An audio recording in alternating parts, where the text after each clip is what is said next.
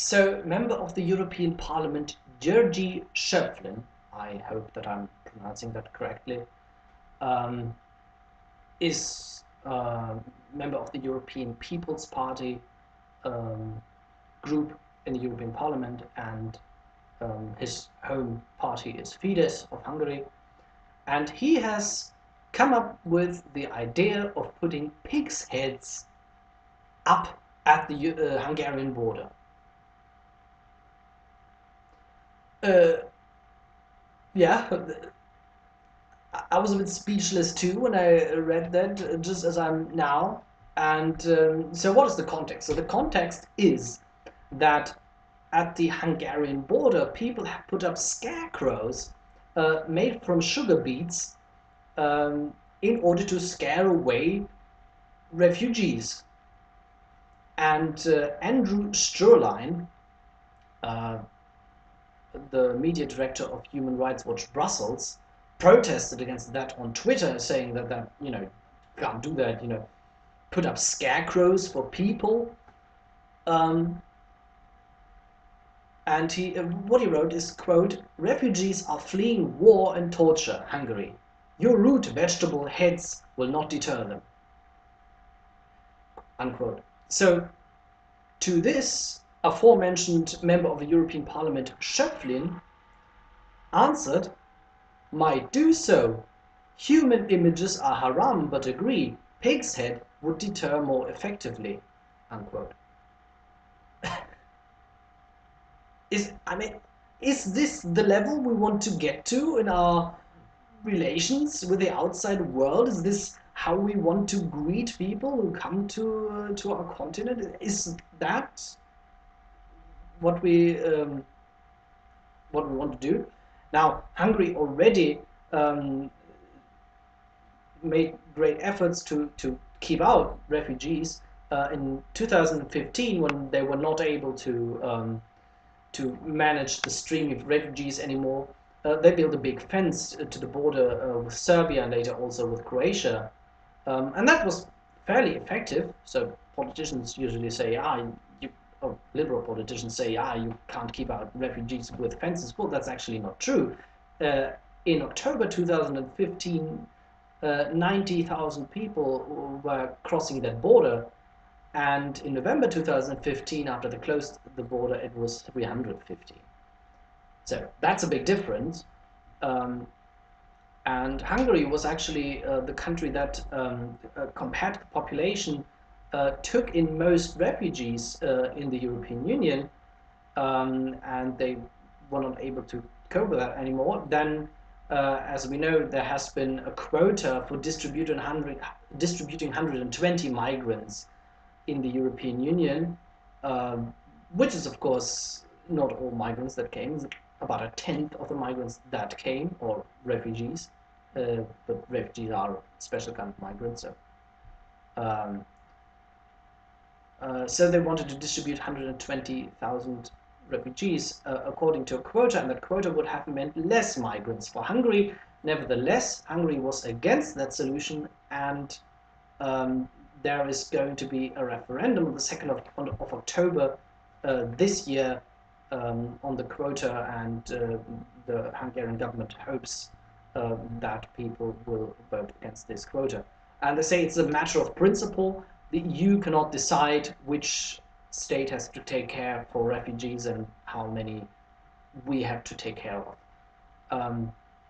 So the current situation is, in the European Union, we have open Schengen borders. I mean, in principle, we have them. Now they are closed again between some countries, but that is not originally what was intended. So open borders. But there is no common outside border. And that means the outside border has to be taken care of by the states at the outside border. And, well, if they fail to do so, and they did, then everybody else has problems because the border is not protected and nobody else can protect their own borders, and it would also be stupid to, then close national borders again, because that's not what it was set up to. Um, Now, this SIG system was set up by the member states, so it's a clear failure of the member states. Um, so I'm not in a position, I don't have the knowledge to say how many refugees there should be in the European Union, and how we should best take care of them and how to integrate them into society. I don't know. But I do know in principle how it must structurally happen. And that is, um, if you have open borders within the European Union, then you need everybody to take care of the outside border and to decide, do we let in people, don't we, and so on. Now, that means the European Union should do that, not the outside states, who then can say, oh, we can't cope with the responsibility and now it's your problem. No, there has to be a common system. Um, and that also means there has to be a common European asylum granting system, where you can clearly delineate, who gets asylum, who doesn't, and then who uh, gets a residence permit in which state, and receives welfare there until they can work and so on. Um, and then also the EU must give money to take care of the asylum seekers, uh, at least to the poorer EU member states, because, I mean, as much as I don't like the Hungarian government, I can understand that they say, well, so many people, we can't take care of all of them, we just can't afford it. So it should actually be the European Union who does that, which is, of course, impossible with the current European Union um, budget, but I'm later going to do a segment where I explain why I think that the European Union budget should be 5 to 10 times bigger than it actually is now.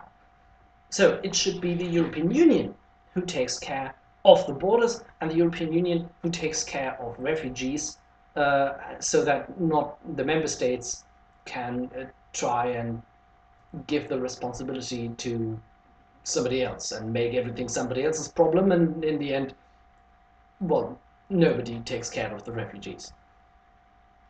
It should also, of course, be the European Union who works on solutions for the crisis in the Middle East, because some member states were involved in the Middle East and they screwed up, like some took part in the Iraq war, which later paved the way for ISIS to come and paved the way for the Syrian civil war, and that means that now we have all these people coming because they can't live in Syria anymore. Um, there were member states who bombed Libya, and well, now Libya is in turmoil. So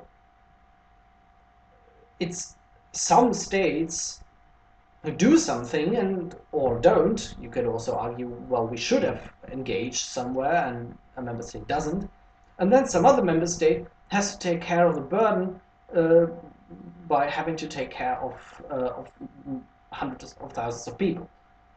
So it actually should also the European Union that through common foreign policy and also defense policy, well, decides what shall we do in the Middle East, so that the situation gets better there and we don't have as many people coming to the European Union that nobody wants to take care of.